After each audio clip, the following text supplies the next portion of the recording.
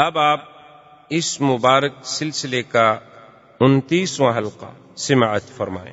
اور بعض علماء فرماتے ہیں کہ بسم اللہ اس لیے نہیں لکھی گئی کہ مشرکین کی ذلت تھی، ان کی فضیحت تھی، تو اس میں کون سی آگے رحمت کے فیصلے تھے کہ پہلے بسم اللہ الرحمن الرحیم کا اضافہ کیا جائے؟ آگے تو سارا ان کے ساتھ عذاب تھا۔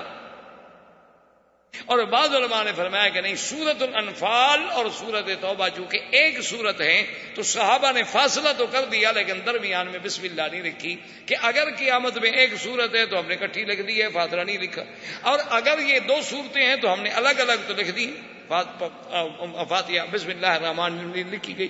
تو اللہ نے حکم دیا کہ بھئی ایک تو مشرکین سے برات کا اعلان کرو، دوسرا یہ اعلان کر دو کہ جنت میں بغیر کسی ایمان کے کوئی داخل نہیں ہوگا، تیسرا یہ اعلان کرو کہ اللہ کے کعبے کا کوئی بغیر کپڑوں کے لباس طواف نہیں کرے گا، چوتھا یہ اعلان کر دو کہ اس سال کے بعد کوئی مشرک حج نہیں کرے گا، پانچواں یہ اعلان کر دو کہ جن کے ساتھ ہمارا معاہدہ ہے 1 سال کے لیے 2 سال کے لیے، اس وقت تک تو وہ مکے میں حد حرم میں رہ سکتا ہے، معاہدے کے بعد نہیں رہ سکتا، اور جن کے ساتھ ہمارا معاہدہ نہیں ہے ان کو 4 مہینے کی اجازت ہے، 4 مہینے کے بعد نکل جائے۔ یہ سارے احکام آ گئے، حج کے احکام آ گئے۔ حضور نے حضرت علی کو بلایا رضی اللہ تعالیٰ عنہ، آپ نے فرمایا کہ علی تم ایسا کرو کہ جلدی پہنچو، چونکہ یہ بڑے اہم ضابطے اور اہم اعلانات ہیں، اور عرب کا عادت ہے کہ یا تو بادشاہ خود اعلان کرے یا بادشاہ کا کوئی قریبی رشتہ دار اعلان۔ حضرت علی یہ اعلان لے کے چل پڑے، ابھی حضرت ابو بکر راستے میں تھے کہ حضرت علی پہنچ گئے۔ فسلم علی ابی بکر، سلام کیا، ابو بکر نے پوچھا امیر ام مأمور؟ حضرت ابی بکر نے پوچھا کہ حضرت علی آپ کو اللہ کے نبی نے امیر بنا کے بھیجا ہے یا مامور؟ اگر امیر بنا کے بھیجا ہے تو یہ سب کچھ آپ سنبھالے، میں آپ کے تابع ہوں۔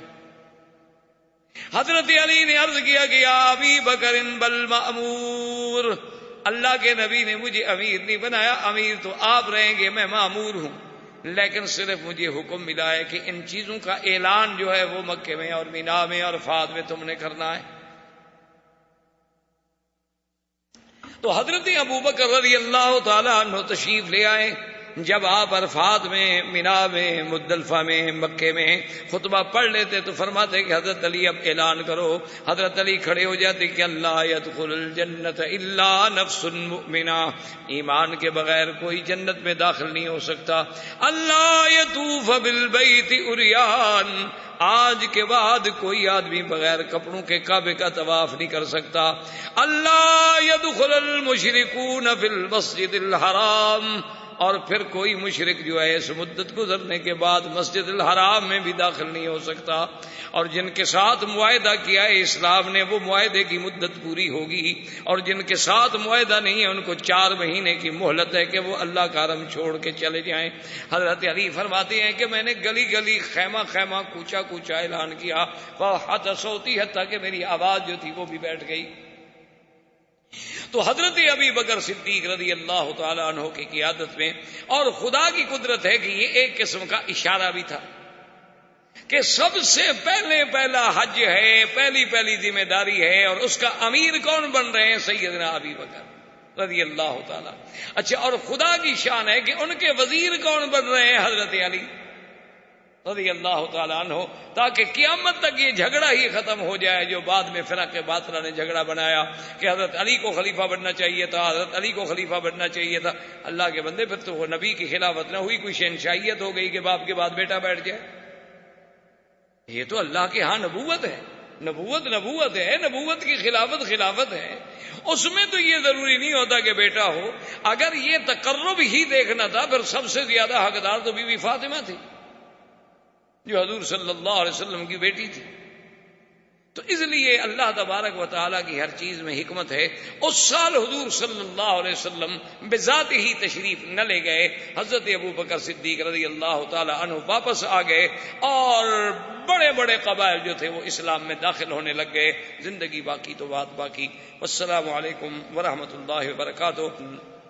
برادران اسلام، واجب الاحترام بزرگوں، دوستوں، بھائیوں، عزیز نوجوانوں، سلسلہ سیرت النبی صلی اللہ علیہ وسلم کے دروس میں الحمدللہ کہ ابتدائے آفرینش سے لے کر ہم نے تقریباً غزوہ تبوک تک واقعات جو تھے سیرت کے دہرائے.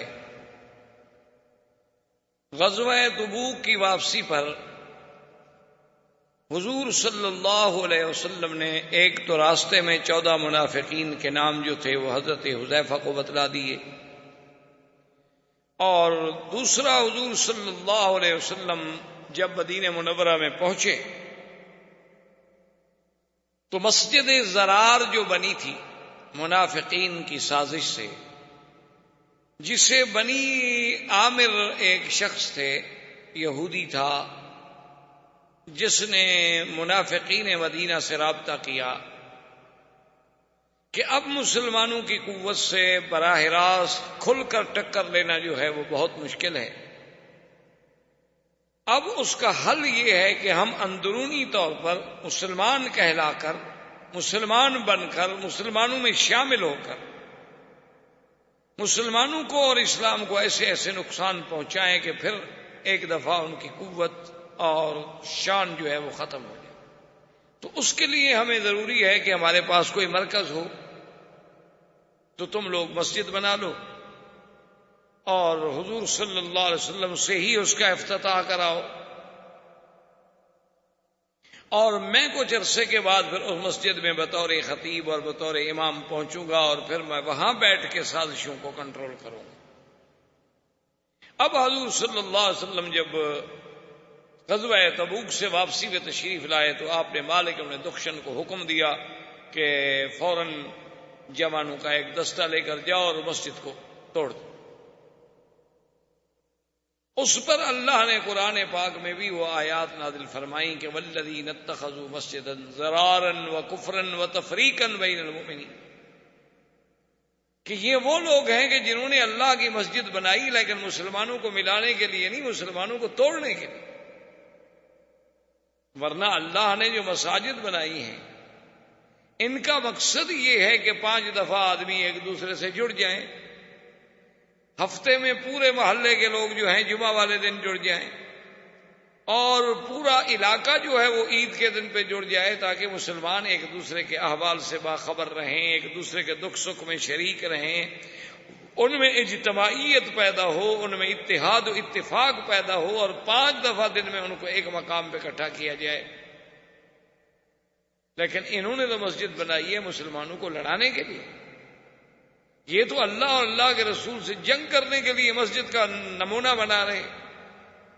تو اس سے ہمیں یہ مسئلہ بھی ملا کہ اگر کوئی بندہ نعوذ باللہ اس نیت کے ساتھ مسجد بنائے تو اس کو وہ مسجد کا احترام حاصل نہیں ہو. بہرحال وہ مسجد بھی توڑ دی گئی، اور اس کے فوراً بعد حضور صلی اللہ علیہ وسلم نے مسجد نبوی میں ایک بہت بڑے اجتماع سے خطاب فرمایا، اور اس کے بعد 36 منافق ہیں جن کا حضور نے نام لے لے کے فرمایا کہ اخرج یا فلان، اخرج یا فلان، اخرج یا فلان، کہ فلان تم بھی منافق ہو، نکل جاؤ، تم بھی نکل جاؤ، تم بھی نکل جاؤ. تو یہ منافقوں پر اتنی کاری ضرب لگی کہ پہلے 14 آدمی کا راز پکڑا گیا، 36 آدمیوں کے حضور صلی اللہ علیہ وسلم نے نام لے کر بتلا دیے. مسجد زرار کا منصوبہ بھی ان کا خاک میں مل گیا اور مسجد کو بھی توڑ دیا گیا. تو یہ ایک ایسی ضرب تھی منافقین پر کہ یہود تو پہلے نکل چکے تھے مدینہ منورہ سے، اب جو ان کے بچے کھچے منافقین تھے ان کی بھی کمر ہمیشہ کے لیے ٹوٹ گئی. اور اسی غم کے صدمے آ کر عبداللہ ابن ابی جو منافقوں کا سردار تھا وہ بھی مر گیا. اس نے کہا اب کیا جینا ہے.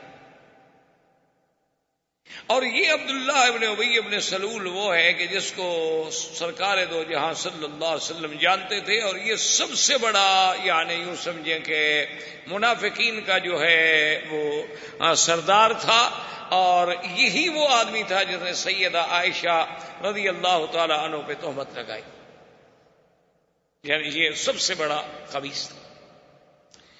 لیکن جب آپ کو اس کی بیماری کی اطلاع ملی تو حضور عیادت کے لیے بھی تشریف لے گئے، اور حضور نے فرمایا جب یہ مر جائے تو مجھے اطلاع دو. آپ نے اپنا قمیص مبارک بھی دیا اور کہا اس کا جنازہ بھی میں پڑھاؤں گا، اور اس کے بیٹے سے کہا کہ میرے اس قمیص میں اس کو کفن دے دو.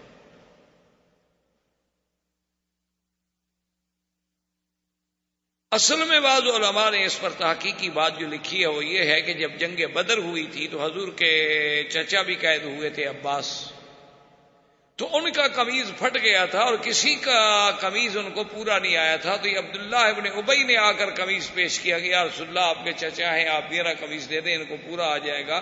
تو وہ قمیض لے کر حضور نے ان کو دیا تھا، تو حضور نہیں چاہتے تھے کہ اس منافق کا احسان مجھ پر رہے اور قیامت والے دن اس احسان کی وجہ سے اس کو رعایت ملے، اس لیے حضور نے دنیا میں قمیض دے دیا۔ اور جب جنازے پڑھانے کا وقت آیا تو حضرت عمر رضی اللہ تعالی عنہ نے عرض کیا کہ حضور لا تصلی علیہ، آپ اس پہ جنازہ نہ پڑھیں، یہ تو وہ ہے عبداللہ ابن ابی رئیس المنافقین، اس نے عہد میں کیا کیا، اس نے غزوہ خیبر کے موقع پہ کیا کیا، اس نے خندق کے موقع پہ کیا کیا، اس نے سیدہ عائشہ کے عفق کے مسئلے میں کیا کیا، آپ اس کا جنازہ پڑھا رہے ہیں۔ اور اللہ نے فرما دیا ہے کہ آپ ان کے لیے اگر 70 دفعہ بھی بخشش مانگیں تو اللہ ان کو معاف نہیں کریں گے۔ حضور نے فرمایا ہو سکتا ہے عمر میں 70 سے بھی زیادہ مانگ لوں۔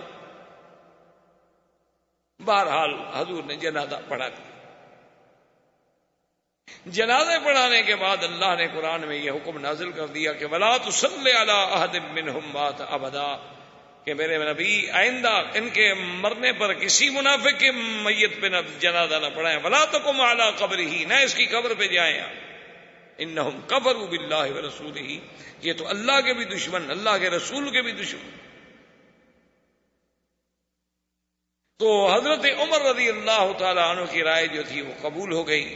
تو یہاں سے علماء نے مسئلہ نکالا کہ آدمی چاہے حضور پاک کا قمیض جو حضور کے بدن مبارک کو لگا ہو، اس سے شان والا کپڑا دنیا میں کون سا ہو سکتا ہے، لیکن اگر اس میں بھی کفن ملے اور آدمی بے ایمان ہو تو کوئی فائدہ نہیں دیتا۔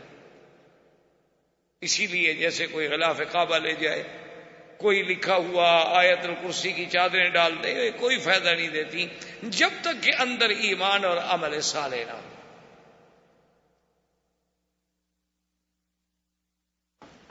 اور یہی وہ 9 ہجری ہے جس میں ام کلثوم حضور صلی اللہ علیہ وسلم کی بیٹی بھی وفات پا گئی،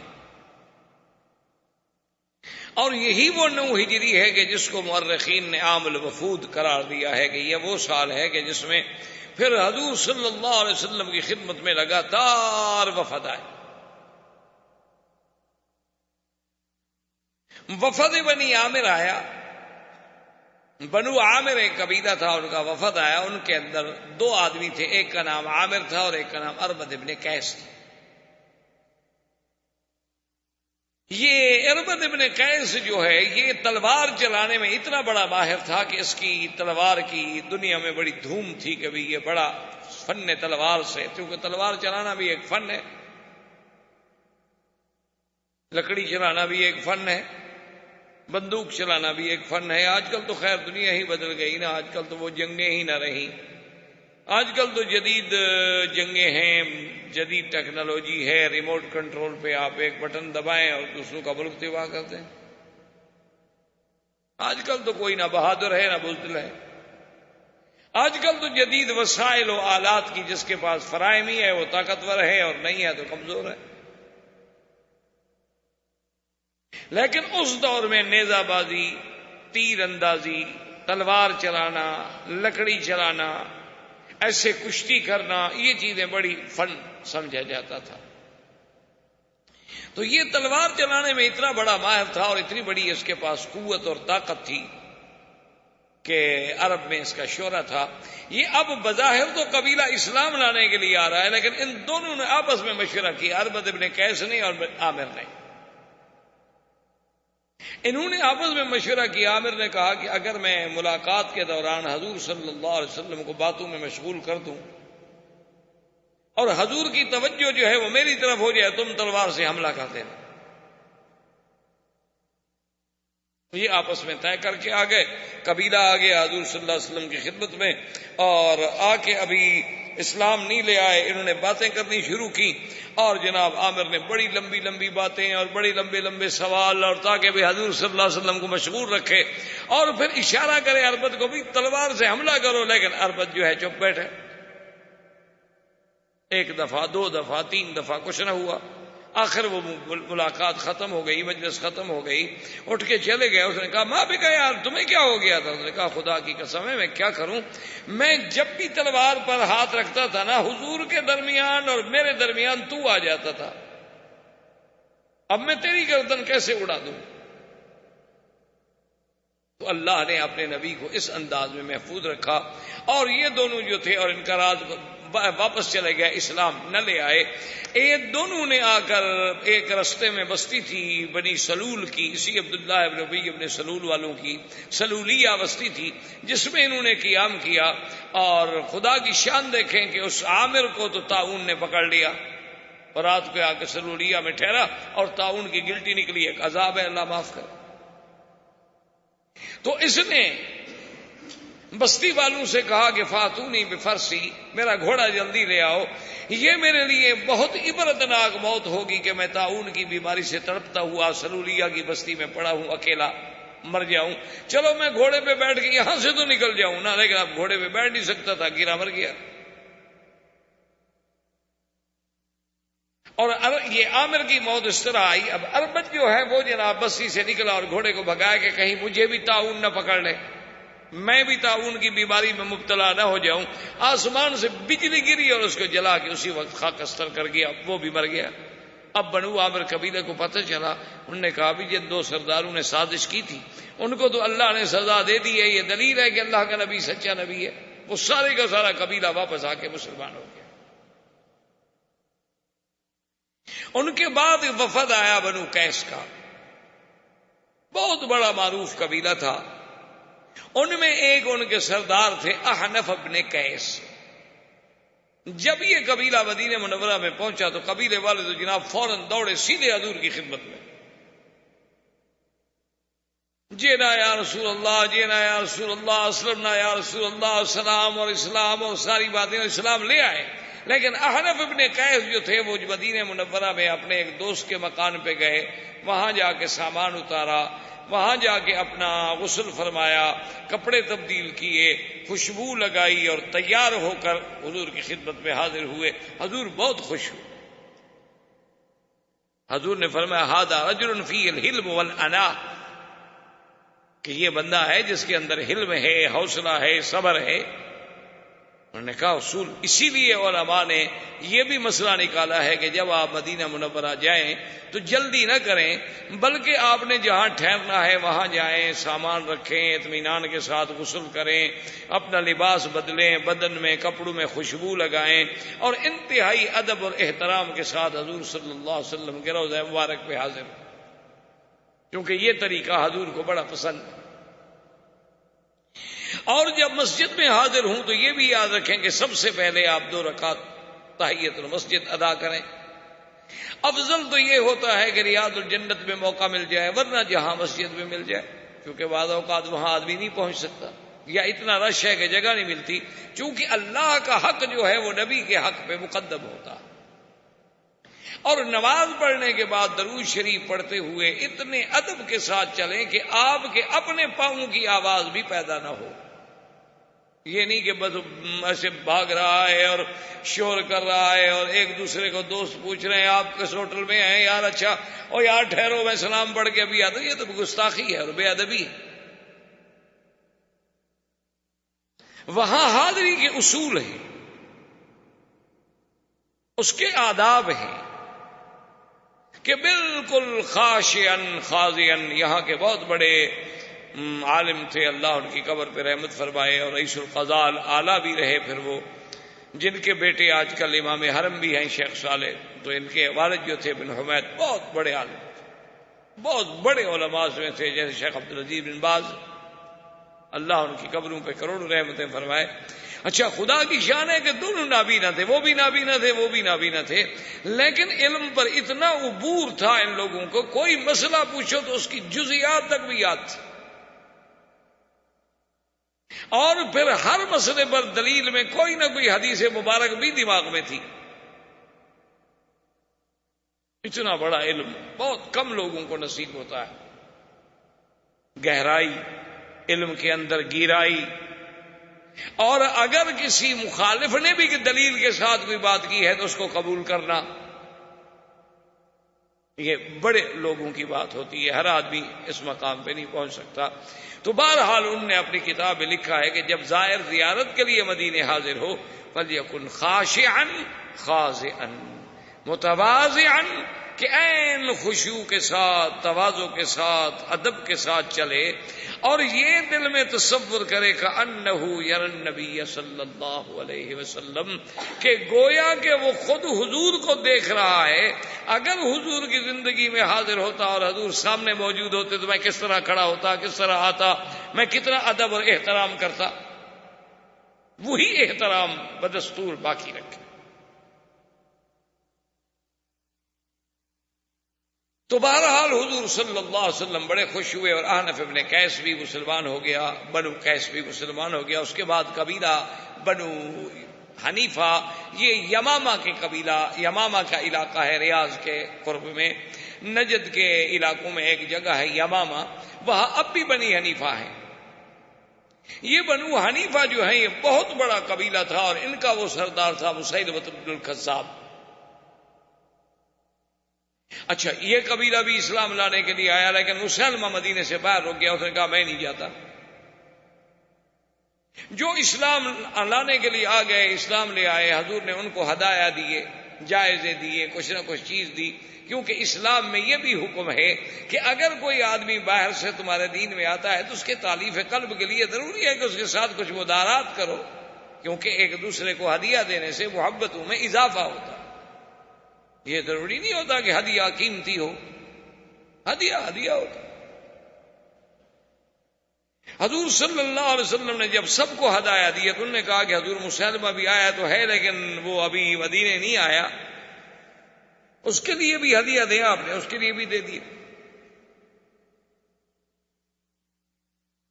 جب یہ قبیلہ واپس آیا تو مسلمہ کہنے لگا کہ اچھا، اللہ کے نبی نے مجھے بھی ہدیہ دیا ہے؟ انہوں نے کہا ہاں۔ انہوں نے کہا یہ عجیب بات ہے، بھی میں تو مدینہ دیکھنا بھی نہیں چاہتا، میں حضور کو ملنا بھی نہیں چاہتا، اور انہوں نے مجھے ہدیہ دیا ہے، تو ٹھیک ہے چلو۔ اس نے کہا کہ اچھا میں اپنا آدمی بھیجتا ہوں۔ انہوں نے کہا کہ یا محمد صلی اللہ علیہ وسلم، میں مسلمان ہونا چاہتا ہوں لیکن میری ایک شرط ہے۔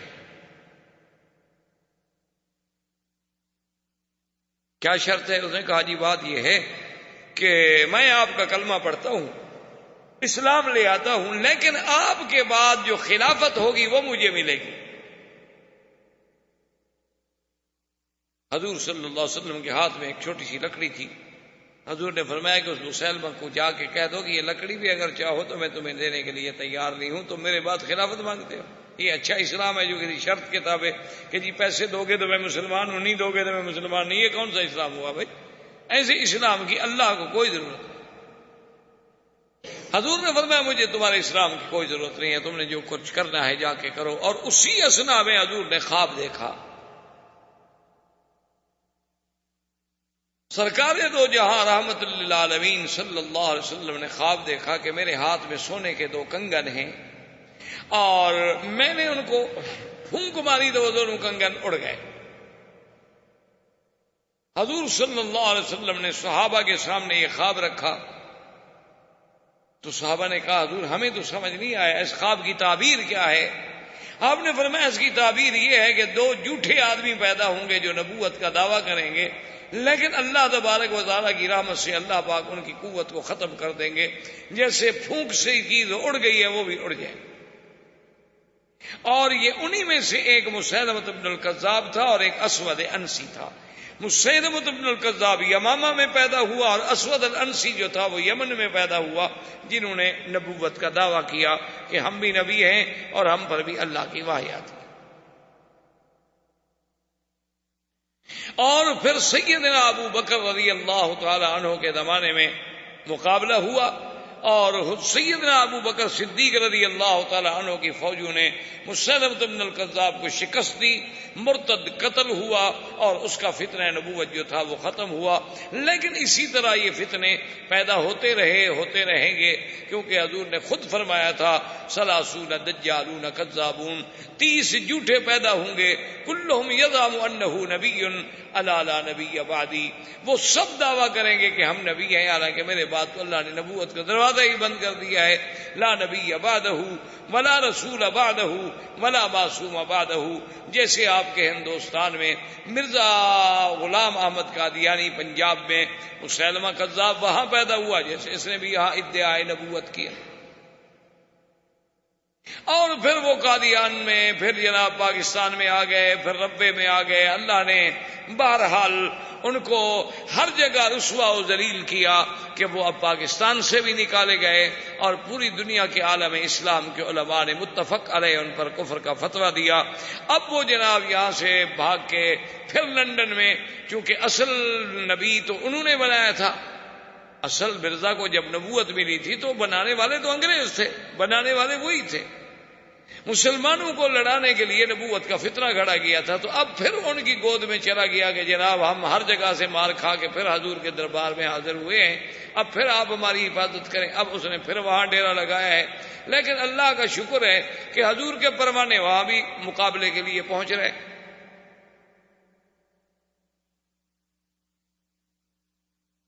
اور اس سے حقیقت ہے، ابھی ہم جاتے ہیں نا جی، بہت سارے لوگ اس دفعہ بھی کچھ صحافی اور کچھ باہر کے جو لوگ ہوتے ہیں انہوں نے ایسے کہ جی آپ کو کیا تکلیف ہے، دیکھیں وہ پاکستان چھوڑ گئے، وہ انڈیا چھوڑ گئے، وہ یہاں لندن میں آ گئے، لیکن اب مولوی لوگ پھر بھی ان کے پیچھے بھاگ رہے ہیں. تو آخر کیا ایسی بات؟ ایسے سوالات ہمارے پڑھے لکھے لوگوں کو بھی بڑا پریشان کرتے ہیں کہ پتہ نہیں مولوی پاگل ہو گئے. ابھی جب تمہارے ملک سے نکل گیا جان چھوٹ گئی. اصل بات میرے عزیز یہ نہیں ہوتی، اصل بات یہ ہے کہ وہ باہر رہ کر بھی مسلمانوں کو گمراہ کر رہے ہیں. اب آپ جرمنی میں جا کے دیکھیں، اسی طرح آپ جنوب افریقہ میں جا کے دیکھیں، اسی طرح اور جو افریقی ممالک ہیں نائجیریا وغیرہ وہاں جا کے دیکھیں، اسی طرح زامبیا میں، گانا میں، جہاں جہاں انہیں موقع ملتا ہے. چونکہ ان کے دو مقام ہوتے ہیں، ایک جہاں جہالت ہو، دوسرا جہاں غربت ہو، اور تیسرا جہاں ضرورت ہو. وہ تین آدمیوں کو پکڑتے ہیں.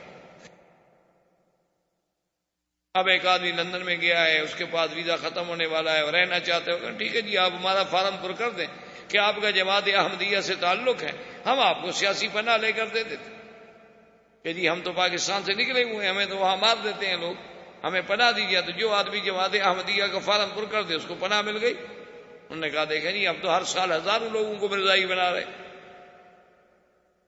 ایک تو یہ ضرورت ہے. دوسری بات یہ ہے، ہم نے ان کو کہا، بی بی سی والوں کو، NNI والوں کو، ہم نے ان سے کہا، نے کہا دیکھو یہاں یہودی ہیں، نصرانی ہیں، کبھی ہم نے ان کے ساتھ آ کر کوئی چیلنج، کوئی مناظرہ، کوئی مقابلہ کیا ہے؟ حالانکہ ہمارے نزدیک وہ بھی کافر ہیں. لیکن یہودی اپنے آپ کو یہودی کہتا ہے، نصرانی اپنے آپ کو نصرانی کہتا ہے، سکھ اپنے آپ کو سکھ کہتا ہے، ہندو اپنے آپ کو ہندو کہتا ہے، لیکن یہ بدبخت اپنے آپ کو مسلمان کہتا ہے. مشکل یہ ہے، یہ بھی آج کھلا اعلان کر دے گا جی میں مسلمان نہیں، جان چھٹی ختم، کوئی ہمارا مناظرہ نہیں، کوئی جھگڑا نہیں، کوئی تقریر نہیں، کوئی جلسہ نہیں، ہم پھر کبھی نہیں آئیں گے.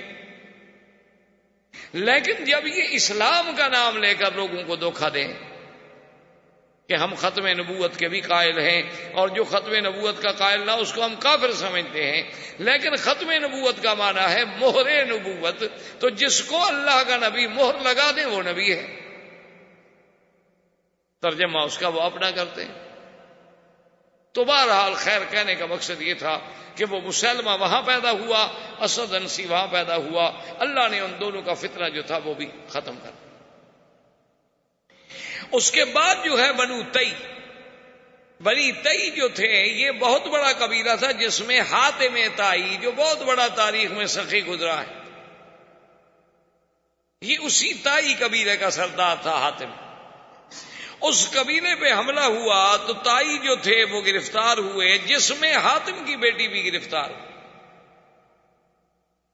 اور یہ وہی بیٹی ہے کہ جب حضور کے سامنے لائی گئی تو اس کے سر پہ دوپٹہ نہیں تھا، قیدی تھی. تو حضور نے فرمایا کون ہے؟ انہوں نے کہا حضور ہم نے فرمایا اس کے سر پہ دوپٹہ ڈالو. انہوں نے کہا حضور نے کافر عورت ہے. فرمایا کافر کیا مطلب؟ بیٹی تو بیٹی ہوتی ہے، کافر کی ہو، ہندو کی ہو، مسلمان کی ہو، بیٹی تو بیٹی ہے.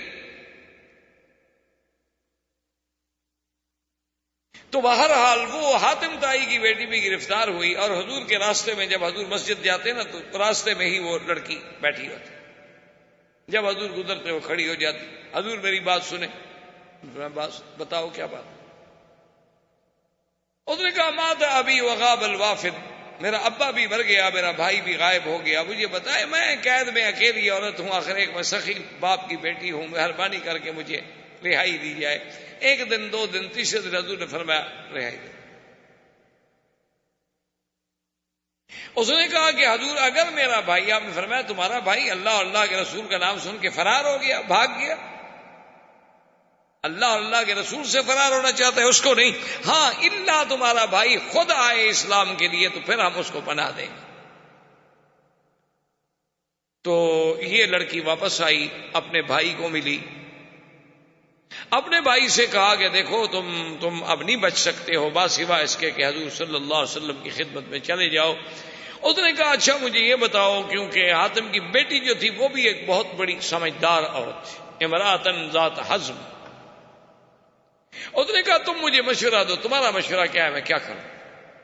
اس نے کہا عدی دیکھو بات سنو، محمد الرسول اللہ صلی اللہ علیہ وسلم یا تو اللہ کے نبی ہیں یا پھر بادشاہ ہیں، ان دو میں سے تو خالی نہیں ہے، کیونکہ اب سارے جزیرہ تو فتح ہو گیا۔ اگر وہ اللہ کے نبی ہیں تو اللہ کے نبی کی صحبت میں رہنے سے تمہاری دنیا اور آخرت دونوں بن جائیں گی، اور اگر وہ بادشاہ ہے تو بادشاہ تمہیں خود بلا رہا ہے تو جاؤ، تمہیں کوئی نہ کوئی عہدہ مل جائے گا، یہ کچھ سوچنے کی بات ہے۔ تو اس نے کہا ہاں بھی تمہاری رائے تو بہت اچھی۔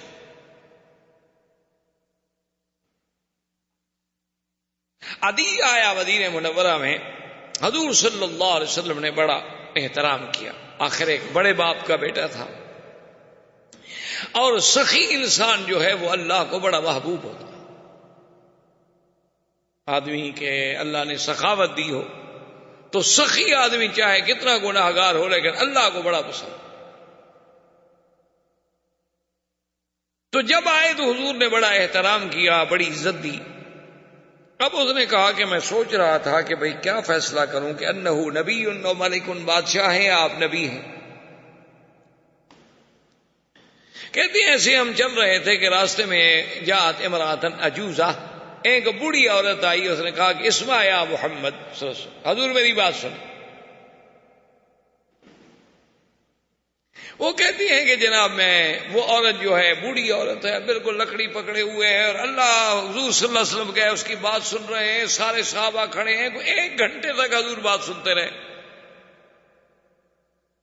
تو عدی کہتا ہے میں نے دل میں فیصلہ کیا کہ یہ بادشاہ نہیں ہے، ھذا من عادات الانبیاء، یہ اللہ کا نبی ہے، یہ خلق نبوت ہے کہ ایک بوڑھی عورت کے لیے سارا قافلہ روکا ہوا اور 1 گھنٹہ ہو گیا حضور سڑک پہ کھڑے ہیں۔ یہ بادشاہوں کی بات نہیں ہو سکتی، انہ نبی ہے۔ کہتی ہیں کہ پھر جب ہم پہنچ گئے مدینے میں، حضور مجھے اپنے گھر میں لے گئے، تو میں نے گھر میں دیکھا کہ حضور صلی اللہ علیہ وسلم کے ایک چٹائی بچھی ہوئی ہے اور ایک چمڑے کا سرہانہ پڑا ہے۔ تو مجھے وہاں بھی اندازہ ہوا کہ انہ نبی لیس ملک، یہ بادشاہ نہیں، بادشاہوں کے گھر ایسے نہیں ہوتے۔ حضور صلی اللہ علیہ وسلم نے وہ سرہانہ مجھے دیا، کہا کہ یہ سرہانہ لے لو اور اس پر بیٹھ جاؤ، تم مہمان ہو۔ تو میں نے کہا کہ نہیں یا رسول اللہ آپ اس سرانے پہ بیٹھے۔ حضور نے فرمایا آپ اس سرانے پہ بیٹھے۔ میں نے کہا نہیں حضور آپ کے سامنے میں کیسے سرانے پہ بیٹھوں؟ حضور نے فرمایا میں حکم دے رہا ہوں تم مہمان ہو۔ تو کہتے ہیں کہ مجھے حضور نے سرانہ دے دیا، میں سرانے کے اوپر چڑھ کے بیٹھ گیا اور حضور نیچے مٹی پہ بیٹھ گئے۔ تو میں نے کہا انہ نبی من الانبیاء، یہ واقعی اللہ کے نبی ہیں، بادشاہ نہیں ہیں۔ میں نے کہا اشہد اللہ الہ الا اللہ واشہد ان محمد رسول اللہ۔ حضور نے فرمایا عدی تمہیں پتہ ہے کہ تم اب بھی دین کسوری پر ہو؟ یہ دین کسوری جو تھا یہ یہودیت کے اور نصرانیت کے درمیان میں ایک نیا دین تھا۔ تو عدی کہتے ہیں میں تو حیران ہو گیا کہ بھی اس بات کا پتہ تو میرے بیٹے کو بھی نہیں، میرے باپ کو بھی نہیں، میری بہن کو بھی نہیں، ہر کوئی مجھے سمجھتا تھا کہ میں نصرانی ہوں، حالانکہ میں نصرانی نہیں تھا، میں تو کسوری تھا۔ اور حضور نے فرمایا تم لوگوں سے مرباز بھی لیتے ہو، جزیہ بھی لیتے ہو، اور حالانکہ تمہارے اس دین کسوری میں تو لینا حرام ہے، یہ جگہ ٹیکس جو لوگوں سے تم وصول کرتے ہو۔ تو عدی کہتا ہے واللہ میں حیران ہو گیا کہ وہ چیزیں جس کا علم میرے سوا، میری بیوی کو نہیں، میرے بچے کو نہیں، میری اولاد کو نہیں، ان کو کیسے پتا ہے؟ مجھے یقین ہو گیا کہ اللہ کے نبی ہے اور ان کو اللہ کے نے وحی کے ذریعے خبر دی، اور تو کوئی ذریعہ ہو ہی نہیں سکتا۔ تو اسلام لے آئے۔ یہ وہی عدی ابن حاتم ہیں جن کے بارے میں صحیح حدیثوں میں ذکر ہے کہ جب حضور نے یہ آیت پڑھی اتخذوا احبارهم ورهبانهم اربابا من دون اللہ، کہ عیسائی جو تھے ان لوگوں نے اپنے پیروں کو، اپنے مولویوں کو اللہ کے سوا رب بنا رکھا تھا، تو اسی عدی ابن حاتم نے اعتراض کیا، اس نے کہا کہ یا رسول اللہ ہم نے ان لوگوں کو کبھی اپنا رب تو نہیں مانا۔ حضور نے فرمایا صبر کرو، وہ لوگ اگر کسی چیز کو حلال کر دیں تو تم اس کو حلال سمجھتے تھے، وہ اگر کسی چیز کو حرام کر دیں تو تم لوگ اس کو حرام سمجھتے تھے۔ انہوں نے کہا یہی تو اللہ کا حق ہے، یہ تشریع جو ہے یہ تو اللہ کا حق ہے، اور خدا بنانا کیا ہوتا ہے؟ اس لیے ہمیشہ یاد رکھیں کہ خدا کا معنی یہ نہیں ہوتا کہ بس جس کے آگے نماز، سجود، رکوع کیا جائے، بلکہ جو احکام اللہ نے دیے ہیں اگر ان احکام کو نافذ کرنے والا یا بنانے والا ہم کسی دوسرے کو مان لیں تو گویا ہم اس کو بھی خدا مان رہے ہیں۔ یہی وہ بنیادی فلسفہ ہے کہ جیسے لوگ اپنے لیڈروں کے بارے میں اندھے معتقد ہو جاتے ہیں۔ بہت بڑے بڑے مسلمان جو تھے بعض اوقات وہ کافر لیڈروں کے معتقد ہو گئے، بعض مسلمان جو تھے وہ مسلمان لیڈروں کے معتقد ہو گئے، اور بعض لوگ اپنے اس لیڈر کی محبت میں اتنے اندھے ہو جاتے ہیں کہ وہ نماز نہیں پڑھتا وہ بھی نہیں پڑھ رہے، وہ شراب پیتا ہے وہ بھی پی رہے، وہ جیسا لباس پہن رہا ہے وہ بھی پہن رہے ہیں۔ تو اس لیے یہ جو والہانہ یہ بھی بت پرستی ہے۔ بت پرستی کا معنی یہ نہیں ہوتا کہ ایک بت کھڑا کر دو، اگر آپ بندے کو پوجتے ہیں تو یہ بھی بت پرستی ہے۔ اگر آپ کسی کی شخصیت کی پرستش کرتے ہیں تو وہ بھی بت پرستی ہے۔ اگر آپ اللہ اور اللہ کے رسول کے مقابلے پر ایک آپ کا قائد ہے، ایک آپ کا لیڈر ہے، آپ اس کی بات کو مان رہے ہیں، آپ لینن کو مان رہے ہیں، آپ ماؤ کو مان رہے ہیں، آپ جناب اسی طریقے سے کسی اور فلسفی کو مان رہے ہیں، آپ کارل مارکس کو مان رہے ہیں، آپ لارڈ میکالے کے قانون کو مان رہے ہیں، تو یہ اس سے بڑی بت پرستی کیا ہو سکتی ہے کہ مسلمان ہو کر اور غیر اللہ کے تشریع کو مانے؟ یہ تو سب سے بڑا کفر ہے۔ تو حضور صلی اللہ علیہ وسلم کے پاس بہرحال بنو طیب بھی مسلمان ہو گئے۔ اس کے بعد ایک قبیلہ تھا بنو بجیلہ، جن کے آدمی تھے جن کا نام تھا عبداللہ ابن جریر البجلی، اور یہ آدمی ایسا تھا اللہ نے اس کو ایسی شخصیت دی تھی کہ دور سے کوئی دیکھے تو معلوم ہوتا تھا کہ بادشاہ وقت آ رہا۔ اور حضور پاک نے اس کے آنے سے پہلے صحابہ سے کہا کہ یدخل من ھذا الباب رجل، اس دروازے سے ابھی کچھ دیر بعد ایک بندہ داخل ہوگا جس کے چہرے پر ایسا تمکنت ہے جیسے بادشاہوں کے چہرے پر ہوتی ہے، اور اس میں بڑا حلم ہے، حوصلہ ہے۔ کچھ دیر گزری تو عبداللہ بن جریر البجلی حاضر ہوئے، اور انہوں نے جب سنا کہ تمہارے آنے سے پہلے حضور یہ کہہ رہے تھے فاسلم، اس نے بھی فوراً کلمہ پڑھ لیا۔ اسی طریقے سے ایک قبیلہ تھا ازد، جن کا سردار تھا زمام ابن ثعلبہ، اور یہ زمام ابن ثعلبہ جو تھا یہ اپنے دور میں مانا ہوا آدمی تھا کہ کوئی بندہ اس کے سامنے بات کرے وہ فوراً بتا دیتا تھا کہ یہ سچ کہہ رہا ہے یا جھوٹ کہہ رہا ہے، یعنی اتنا اس کو اللہ نے قیافے کا علم دیا تھا، اتنا وہ آدمی کے نفسیات کو اور آدمی کے چہرے کو اور اس کے اساریر وجہ کو یعنی خطوط کو پڑھ کے اندازہ کر کے آپ کو بتا دیتا تھا کہ یہ جھوٹ بول رہا ہے سچ کہہ رہا ہے۔ ایسے بڑے لوگ پیدا ہوئے۔ اچھا، اس کو علم قیافہ بھی کہتے۔ تو اس کے قبیلے والوں نے کہا کہ زمام ایک بات کرو یار، مہربانی کرو، تم خود مدینہ شریف کیوں نہیں چلے جاتے ہو تاکہ ہمیں حضور صلی اللہ علیہ وسلم سے بات کر کے بتلا دو کہ وہ سچے ہیں، اللہ کا نبی ہے، سچا ہے یا نہیں ہے، تاکہ ہم بھی فیصلہ کریں، ساری دنیا تو مسلمان ہو رہی۔ تو زمام ابن ثعلبہ وہاں سے حضور صلی اللہ علیہ وسلم کی خدمت میں آئے، اور آ کے بیٹھے حضور کی خدمت میں اور پوچھا کہ من خلق السماوات، یا محمد صلی اللہ علیہ وسلم آسمان کس نے پیدا کیا؟ فرمایا اللہ۔ من خلق الارض، زمین کس نے پیدا کی؟ حضور نے فرمایا اللہ۔ اس نے کہا من نصب الجبال، ان پہاڑوں کو زمین پہ کس نے جمایا؟ حضور نے فرمایا اللہ۔ اس نے کہا اقسمک باللہ، محمد مصطفیٰ صلی اللہ علیہ وسلم، جس خدا نے آسمان بنائے، زمین بچھائی، پہاڑ جمائے، اس خدا کی قسم دے کر آپ سے پوچھتا ہوں اللہ ارسلکا، اسی خدا نے آپ کو رسول بنا کے بھیجا ہے؟ حضور نے فرمایا نعم بالکل۔ فاشقال اشہد اللہ الہ الا اللہ واشہد ان محمد رسول اللہ۔ اس نے کہا حضور میں بھی فوراً مسلمان ہوں۔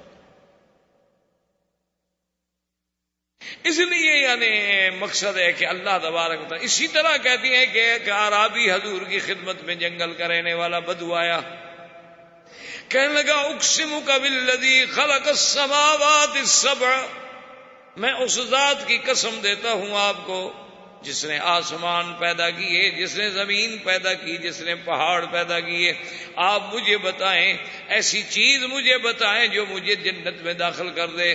حضور پاک صلی اللہ علیہ وسلم نے فرمایا کہ عقیدہ اپنا درست کر لو، اللہ کے ساتھ شریک نہ کرو، کبائر گناہوں سے بچ جاؤ، اللہ کے فرائض جو ہیں جیسے 5 نمازیں ہیں، رمضان کے روزے ہیں، زکوٰۃ ہے، اگر پیسہ ہو، صحت ہو، طاقت ہو تو حج ہے، اللہ کے فرائض پورے کرو۔ کہنے لگا واللہ لا ازیدہ ولا انقص، کہنے لگا محمد عربی صلی اللہ علیہ وسلم آپ نے جو کچھ بتلا دیا ہے اس پہ میں نہ زیادہ کروں گا نہ تھوڑا کروں گا، اس پہ میں ہمیشہ قائم رہوں گا۔ اور اس کے بعد چل پڑا۔ حضور نے فرمایا کہ دیکھو اس صحابی کو اس نے جو کچھ کہا ہے، اگر اس نے سچ کہا ہے تو اللہ کی جنت اس کے لیے لازم ہو گئی۔ اسی لیے بعض لوگ جو ہے نا سنت نفل نہیں پڑھتے، وہ کہتے ہیں صحابی نے بھی کہا ہے میں یہی پڑھوں گا، اس میں نہ زیادہ کروں گا نہ کم کروں گا۔ حالانکہ یہ بات ٹھیک نہیں ہے، وہ صحابی کا اپنا ایک اجتہاد تھا، ایک رائے تھی۔ یہ معنی نہیں ہے کہ بھی سنت اور نوافل، اگر ایسی بات ہے تو اللہ کے نبی بھی نہ پڑھتے، پھر تو اللہ تبارک و تعالیٰ کے نبی بھی سنت و نوافل نہ پڑھتے۔ اب ہم نے حضور کی اتباع و اقتداء کرنی ہے، کسی ایک صحابی کی اتباع تو نہیں کرنی۔ صحابی کی اتباع ہم کیوں کرتے ہیں کہ وہ اتباع کرتے ہیں محمد الرسول اللہ صلی اللہ علیہ وعلا آلہ واصحابہ وسلم تسلیما کثیرا کثیرا۔ تو بہرحال یہ زمام ابن سالبہ بھی مسلمان ہو گیا، بنو حنیفہ بھی مسلمان ہو گئے، بنو عامر بھی مسلمان ہو گئے، بنو قیس بھی مسلمان ہو گئے۔ اسی لیے اس سنہ کو 9 ہجری کو کہا گیا عام الوفود۔ یہ وہ سال ہے کہ جس میں وفد کے وفد دھڑا دھڑ آ رہے ہیں اور اسلام لا رہے ہیں۔ اب اللہ نے قرآن نازل کیا اذا جاء نصر اللہ والفتح ورأیت الناس يدخلون في دين الله أفواجا فسبح بحمد ربك واستغفره إنه كان توابا۔ اللہ نے فرمایا جب آ گئی اللہ کی مدد، آ گئی فتح اور داخل ہوئے دین میں فوجوں کی فوجیں۔ جب یہ آیت اتری تو حضرت ابن عباس رونے لگ گئے۔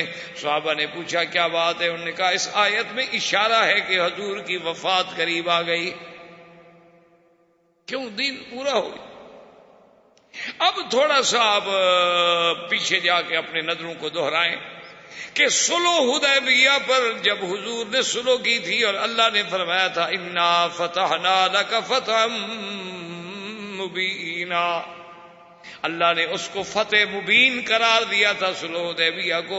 وجہ کیا تھی کہ صلح حدیبیہ میں صرف 1400 آدمی کا لشکر تھا، لیکن 2 سال کے بعد 4500 کا لشکر تھا، اور غزوہ حنین اور غزوہ مکہ کے موقع پر 10,000 کا لشکر تھا۔ اور اب جناب 10 ہجری میں جب حضور نے حج کا اعلان کیا تو 1 لاکھ کا لشکر حج پہ تیار ہوا۔ یہ دروازہ کھل گیا نا، فتح مبین ہو۔ اسلام نے ایسے تو نہیں کہہ دیا فتح مبین، فتح مانا ہوتا ہے کھولنا، یعنی حضور کے آگے، اسلام کے آگے جو رکاوٹیں تھیں وہ کھل گئیں۔ اللہ نے ایسی فتوحات دی اب حضور نے اعلان فرمایا کہ جس شخص نے حج کرنا ہے وہ حج پہ چلے. تو اب 1,00,000 انسانوں کا قافلہ حج پہ چل رہا ہے. جو نبی صلی اللہ علیہ وسلم کبھی مکے سے نکلے تھے تو ایک ابو بکر تھے، ایک غلام تھے، ایک راستہ دکھلانے والا تھا. آج وہی پر نبی صلی اللہ علیہ وسلم مدینے سے جب حج کے لیے چلے تو 1,00,000 لشکر ساتھ ہے. اصل بات یاد رکھو، اسلام یہ چاہتا ہے کہ اس کو موقع ملے بات کرنے کا.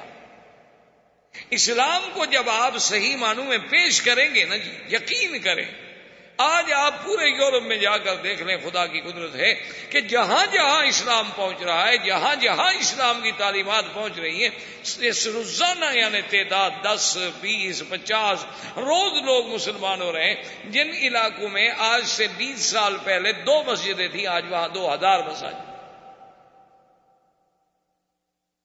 وجہ کیا ہے کہ اسلام تو ایک ایسا کامل معنی جامع دین ہے کہ جب اس کو صحیح معنوں میں سمجھایا جائے تو لازمی بات ہے کہ کوئی بھی عقل مند آدمی اس سے انکار نہیں کر سکتا. یہ الگ بات ہے کہ ہم اسلام خود پیش ہی نہ کر سکیں. ہم نے اسلام کو ایک رسومات کا اور ایک عادات کا مجموعے کا نام دے رکھا ہے. کسی نے تعزیہ نکالا تو اسلام کی علامت ہے، کسی نے میلاد منا لیا تو اسلام کی علامت ہے. لیکن جو اسلام کے اصل جوہر ہیں، اسلام کے اندر جو موتی ہیں، وہ تو کبھی ہم نے پیش ہی نہیں کی. حضور صلی اللہ علیہ وسلم نے جب تیاری کی حجت، اور آپ کا یاد رکھیں یہ حج ایک ہی ہے، اسی لیے اسی کا نام حجت الوداع. حضور صلی اللہ علیہ وسلم نے عمرے تو 4 کیے، لیکن حج فرض ہونے کے بعد حضور نے جو حج کیا وہ صرف ایک حج ہے. اسی لیے وہ پہلا حج بھی وہی ہے اور آخری حج بھی. اور یہ 10 ہجری کا واقعہ ہے، حالانکہ حج فرض ہوا ہے 8 ہجری. 9 ہجری میں حضور صلی اللہ علیہ وسلم نے حضرت ابو بکر کو امیر حج بنا کے بھیجا، اور پھر حضرت علی رضی اللہ تعالیٰ عنہ کو بھی ان کے ساتھ بھیجا.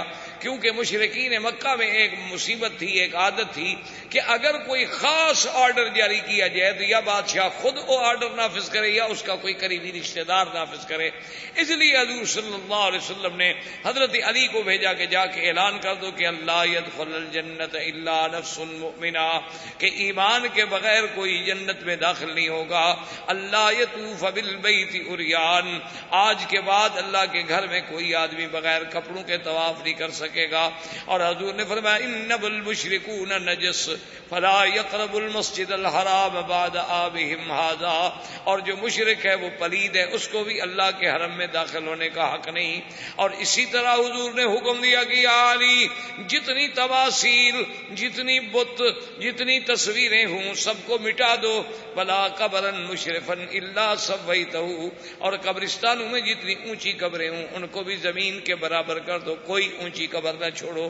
یہ سارے کام جو تھے 9 ہجری میں ہو گئے. اب 10 ہجری میں حضور صلی اللہ علیہ وسلم نے حج کی تیاری کی. اور حضور صلی اللہ علیہ وسلم جب بیر علی سے، جس کا اصل نام تو ذل حلیفہ ہے لیکن مشہور جو ہے وہ ابیار علی ہے، اور ہمارے بعض لوگوں نے تو ایک روایت بھی بنا رکھی ہے، کچھ تو کہتے ہیں کہ یہ علاقہ جو تھا یہ حضرت علی رضی اللہ تعالیٰ عنہ کا رقبہ، زمین جائیداد تھی، اسی لیے اس کو بیر علی کہا جاتا ہے. حالانکہ انتہائی بڑا جھوٹ ہے جس کی کوئی حقیقت نہیں. حضرت علی کے بعد تو بی بی فاطمہ کے ساتھ شادی کرنے کے لیے پیسے نہیں تھے، اتنی بڑی جگیریں کہاں سے آ گئی تھی. حضرت علی تو غریب آدمی تھے، وہ تو سب کچھ مکہ میں لٹا گئے. سیدنا علی رضی اللہ تعالیٰ عنہ تو بیٹھے ہوئے مسجد نبوی میں رو رہے تھے. حضرت عثمان گزرے تو انہوں نے کہا کیا بات ہے، کیوں رو رہے ہیں؟ انہوں نے کہا کمالے، میں نے 2 اونٹ پالے تھے کہ بھئی لکڑیاں لاؤں گا، بیچوں گا اور پیسے اکٹھے ہوں گے تو بی بی فاطمہ سے میری شادی پہ خرچ ہوگا. حضرت حمزہ نے دونوں اونٹ میرے ذبح کر دیے. حضرت حمزہ رضی اللہ، چونکہ شراب حرام نہیں ہوئی تھی، یہ اونٹ بٹھا کے جو گئے نا جی، تو ایک مغنیہ گانا گا رہی تھی کہ پہلے سردار جو ہوتے تھے نا اونٹوں کی کوہان کاٹ کے کباب بنا کے کھلاتے تھے. حضرت حمزہ نشے میں جو اٹھے اونٹوں کی کوہان کاٹ دی.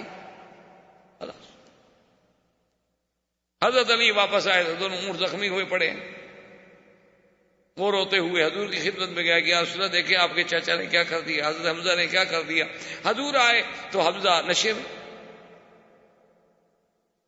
حضور نے فرمایا ماذا فعلت یا حمزہ، یہ تم نے کیا کیا ہے؟ تو ایسے آنکھیں اٹھا کہتے حل انتم الا عبید و آبائی، اچھا تم تو میرے دادے کے غلام ہو نا، کیا کرنے آئے ہو؟ حضور نے فرمایا علی وہ تو ہوش میں نہیں ہے، اب اس کا بدلہ یہ ہے کہ میں تمہیں دے دوں گا اونٹنیاں، اس کے بدلے میں کیا کہوں حمزہ کو؟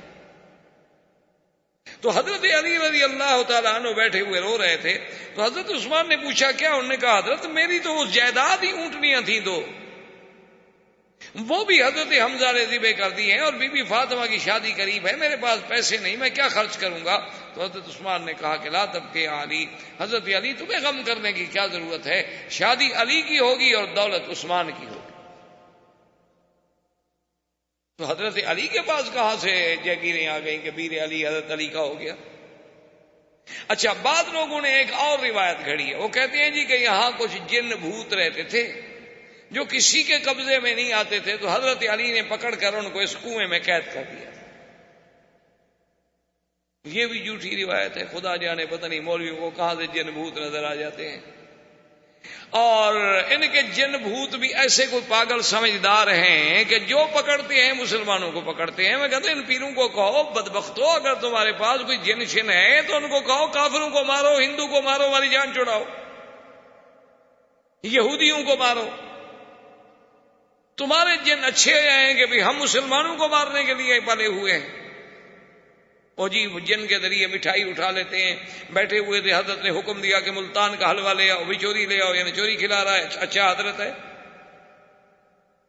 نا، ملتان کا حلوہ جو اٹھا کے جن لے آئے، کوئی اس کے باپ کا تھا یا جن کے باپ کا تھا، تو وہ حرام نہیں؟ لوگ خوش ہوتے ہیں، سبحان اللہ۔ حضرت نے جناب ایسی کرامت دکھائی کہ بیٹھے بیٹھے ملتان کا حافظ حلوہ آ گیا، وہ حافظ حلوہ جو آ گیا پہلے کھانا حلال ہے حرام ہے، چوری کی حضرت نے، حضرت کو تو ہاتھ کاٹا جائے جس نے چوری کرائی۔ لوگ سمجھتے ہیں وہ پیر ہے۔ تو بہرحال یہ کوئی شخص ایک اور گزرا ہے علی، جس کے اس علاقے میں کوئی زمین تھی، کنویں تھے، جس کی وجہ سے اس کو ابیار علی کہا جاتا ہے، اس کا سیدنا حضرت علی سے کوئی تعلق نہیں۔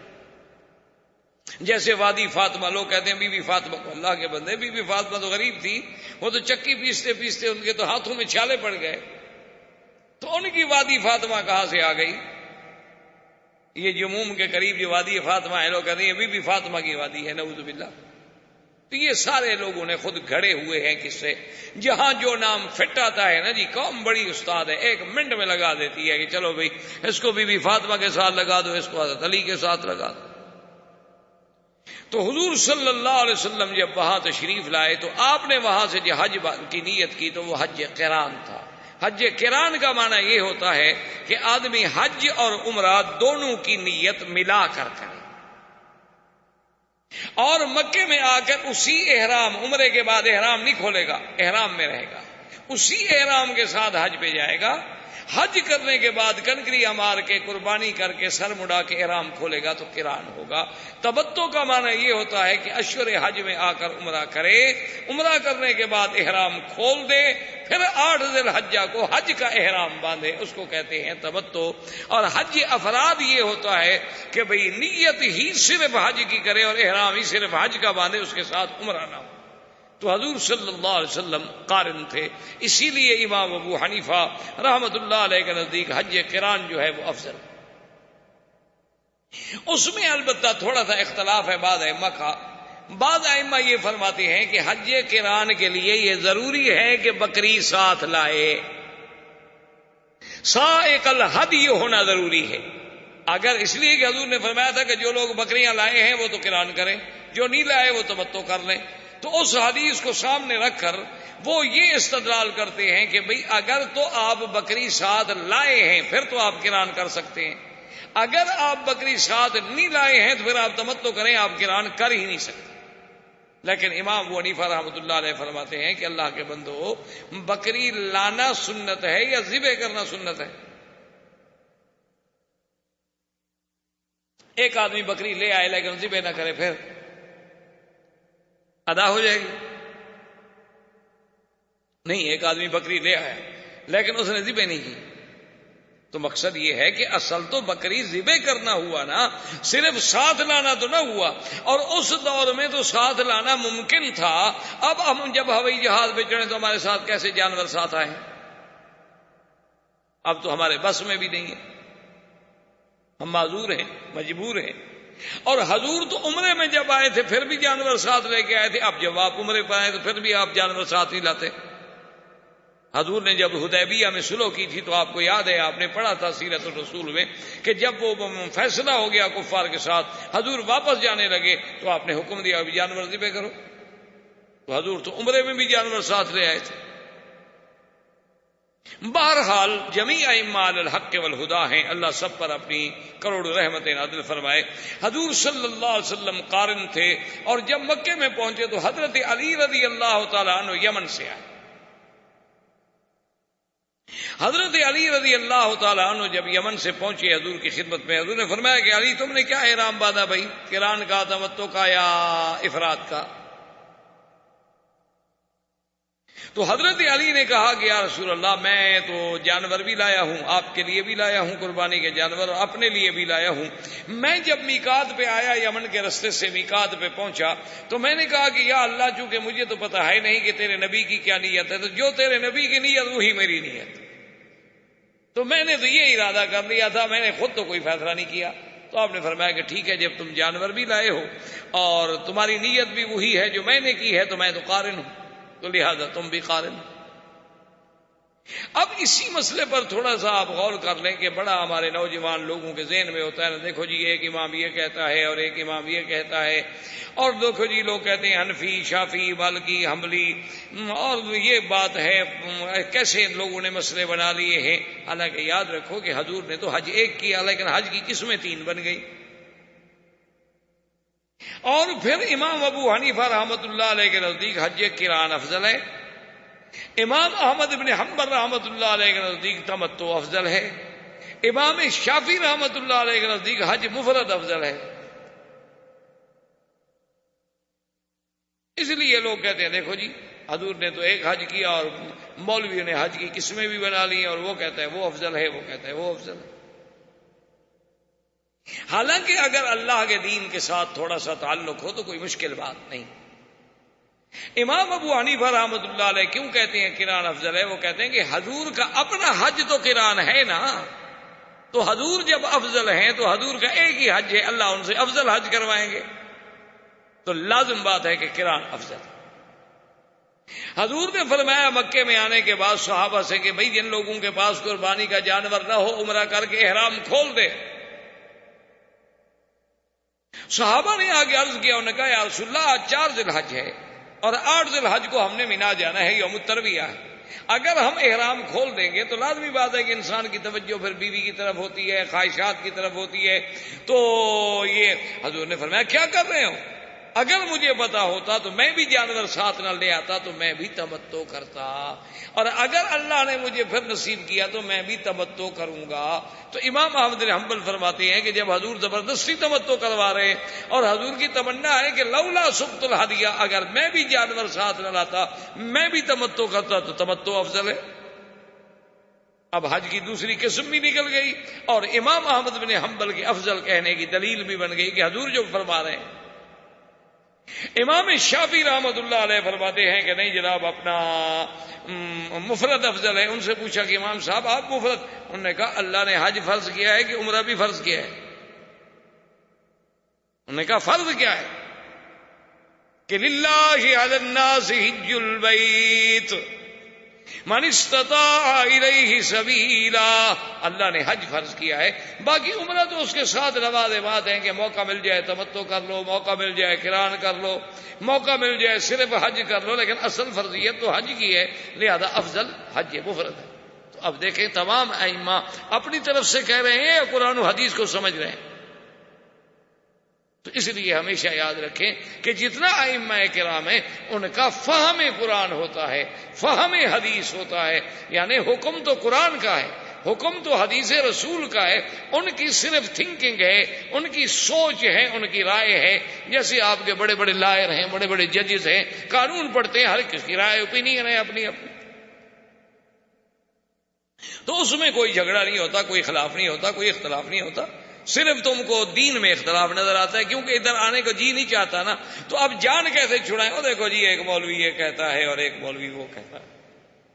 میں تو ہمیشہ لوگوں سے کہتا ہوں کہ چلو آپ ایسا کریں، جن باتوں پر مولوی متفق ہیں وہ تم مان لو، جھگڑے والی چھوڑ دو۔ جن باتوں پر مولوی تمہیں لڑاتا ہے نا، کچھ مولوی کچھ کہتا ہے، نماز کے لیے تو جھگڑا کوئی نہیں، تمام مولوی کہتے ہیں نماز پڑھو، یا کوئی ایسا مولوی بھی ہے جو کہے نہ پڑھو؟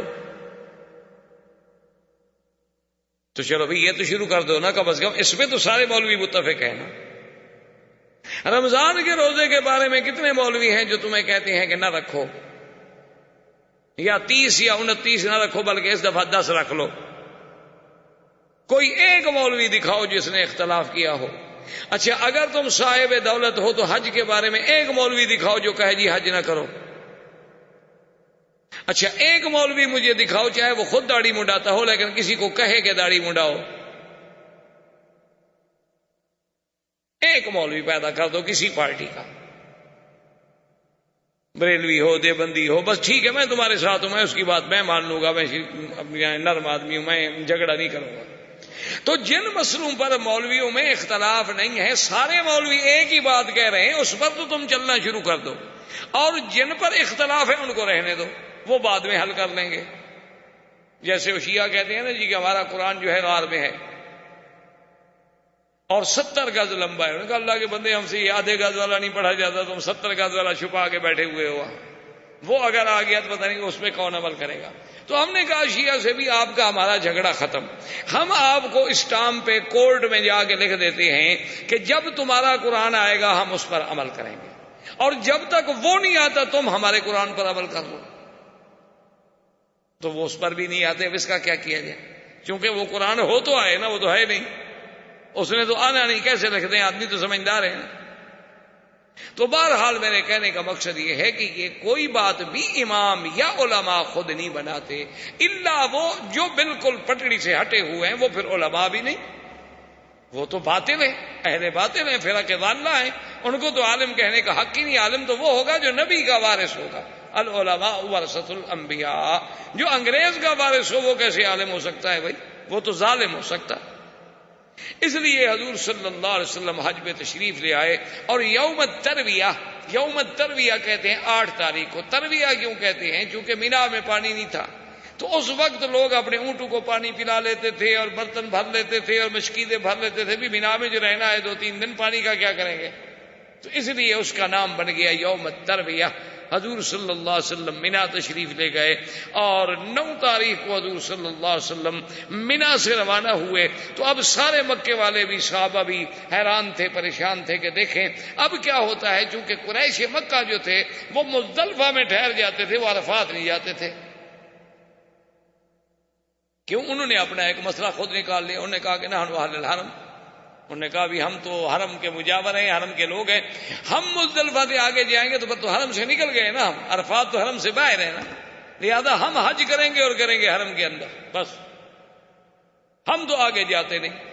اب جیسے ہمارے بلوچوں نے کوئٹہ میں بھی مسئلہ حل کر دیا ہے، وہاں ایک جبل مراد ہے، ایک ذکری پارٹی ہے، وہ کہتی ہیں جی مکے مدینے جانے کی ضرورت ہی نہیں، یہی جبل مراد پہ آ جائے اور یہی حج کر لیتے ہیں۔ اور کچھ لوگ پیدا ہوئے ہیں ماشاءاللہ، وہ کہتے ہیں ہم جنت میں بھی نہیں جاتے، چلو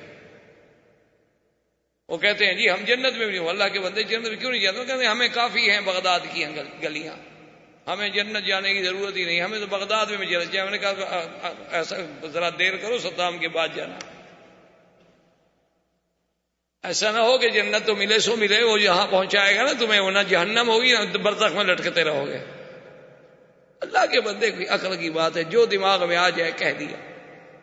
اللہ کے دین کو مذاق تو نہیں بنایا جا سکتا۔ حضور صلی اللہ علیہ، اس لیے قریش نے بھی اپنا ایک مسئلہ بنا لیا، انہوں نے کہا نحن اہل الحرم فلا نخرج من الحرم، ہم حرم سے نہیں نکلتے، ہمارا حج مزدلفہ میں ہو جائے گا۔ حضور صلی اللہ علیہ وسلم سیدھے عرفات گئے، سمجھ آ گیا کہ نہیں حج عرفات میں ہوگا، اسی لیے حضور نے فرمایا تھا الحج عرفہ، حج تو عرفات کی حاضری کا نام۔ اگر کوئی مزدلفہ میں رہے، اگر کوئی حرم میں رہے تو اس کا حج ادا نہیں ہوگا جب تک کہ وہ عرفات میں نہ ہو۔ حضور صلی اللہ علیہ وسلم نے اسی عرفات کے میدان میں وہ عظیم خطبہ جو خطبہ حجۃ الوداع، یہ وہی خطبہ ہے جس کو ساری دنیا نے لیا ہے. مانتے نہیں ہیں؟ اقوام متحدہ آپ کا اور سلامتی کونسل آپ کی اور جناب ہیومن رائٹس والے اور انسانی حقوق والے اور تنظیمیں جتنی دنیا میں ہیں، یہ آپ کے جتنے فرانسیسی انقلاب آئے، یہ ماؤ کا انقلاب، یہ سب انہوں نے اصل کیا تھا؟ وہ خطبہ ہے محمد الرسول. ان سب کا اصل چارٹر جو ہے وہ یہ ہے، وہ خطبہ جو حضور نے حجۃ الوداع میں پڑھا تھا. فرق صرف اتنا ہے کہ دشمن نام نہیں بتلاتا، نام نہیں لیتا کہ میں نے کہاں سے لیا، وہ کہتا جی میری سوچ ہے. حضور صلی اللہ علیہ وسلم کا وہ خطبۃ الوداع جو ہے اتنا عظیم، اتنا جامع، اتنا معنی، اتنا کامل خطبہ ہے حضور صلی اللہ علیہ وسلم کا کہ ایسے خطبے کی پورے عالم میں مثال نہیں ملتی.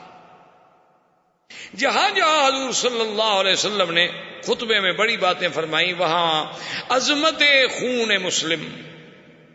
حضور نے فرمایا ای یوم ھذا، ای بلد ھذا، ای شہر ھذا. حضور نے فرمایا آج کون سا دن ہے؟ حج، یوم الوقوف. کون سا مہینہ ہے؟ ذی الحجہ.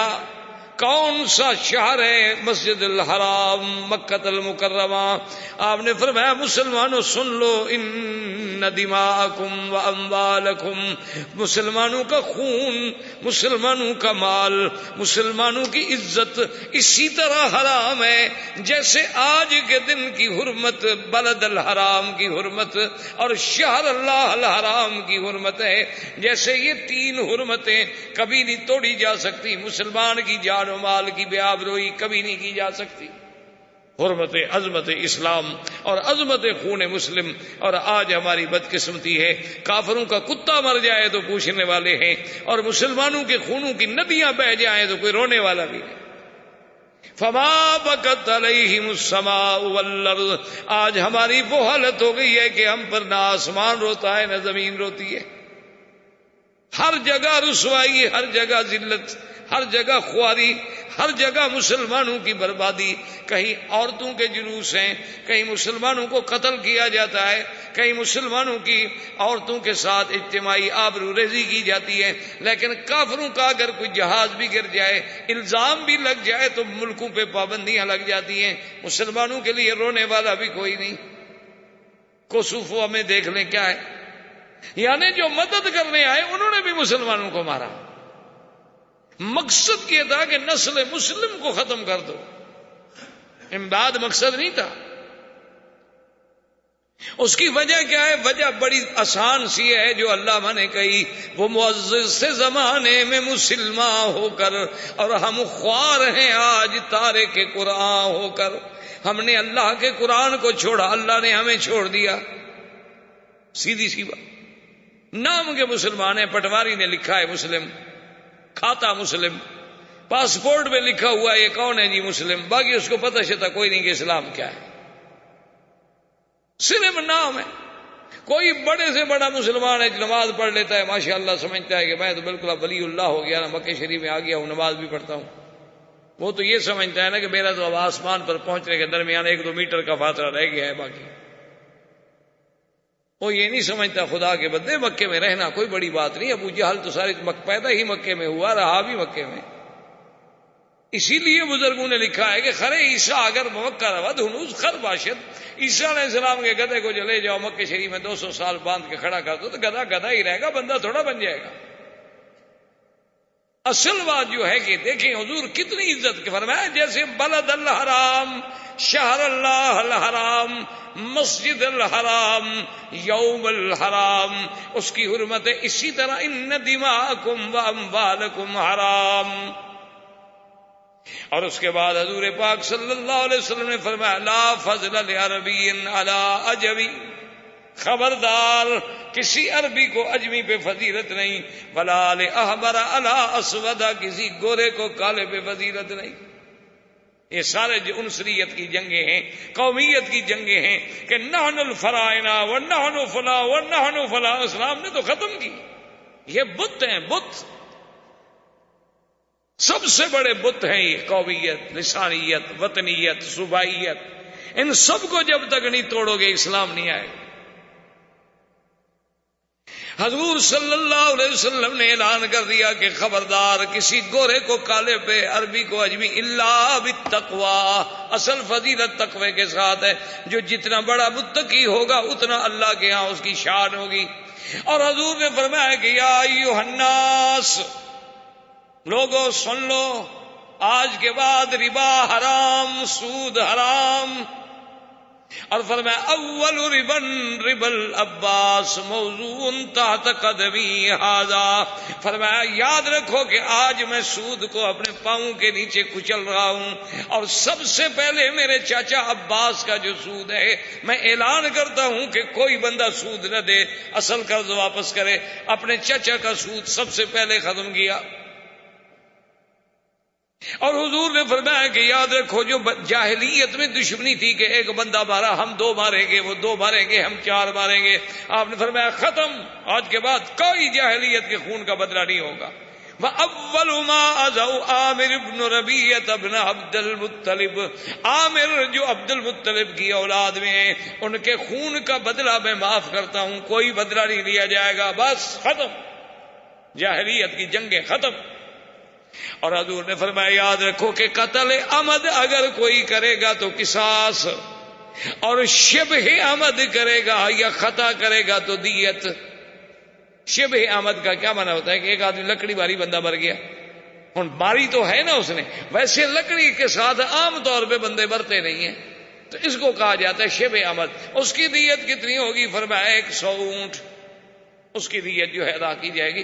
تو یہ وہ حجۃ الوداع ہے جس میں میرے محبوب نے سارا اسلام کا چارٹر قیامت کے لیے جاری کیا، اور جس میں اللہ نے قرآن اتارا کہ الیوم اکملت لکم دینکم واتممت علیکم نعمتی ورضیت لکم الاسلام دینا۔